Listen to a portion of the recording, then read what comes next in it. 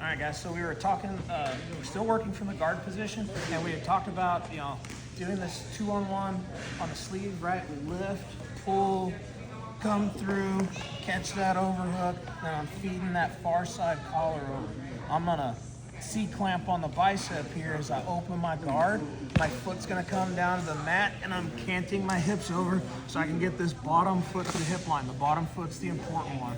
This foot is now going to come to his hip. So I'm like, got my foot up and down like the arch of my foot into his hip.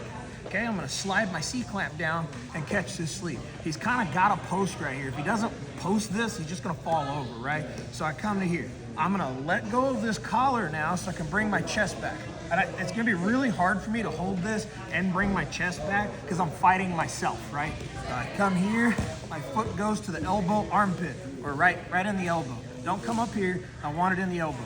Now as I kick this up, I want to roll myself back to my hips being on the ground. I know that's counterintuitive because typically turtles on their back die, but it's gonna be very difficult for me to do a triangle facing that way.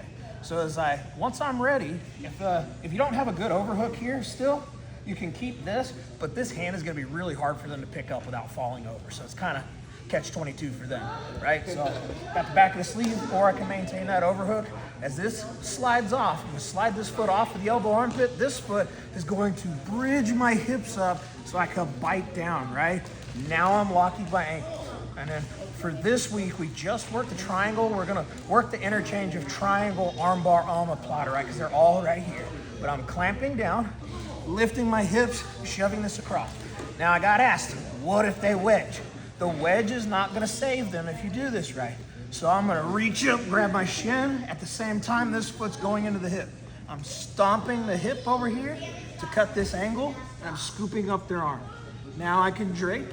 And then where a lot of people mess this up, they try to like squeeze and pull on the head. All that stuff's not necessary. I'm gonna turn my knees and ankles into a straight line, flex my toes. Once I get that pinch, straight line, we're good to go. Thanks, guys.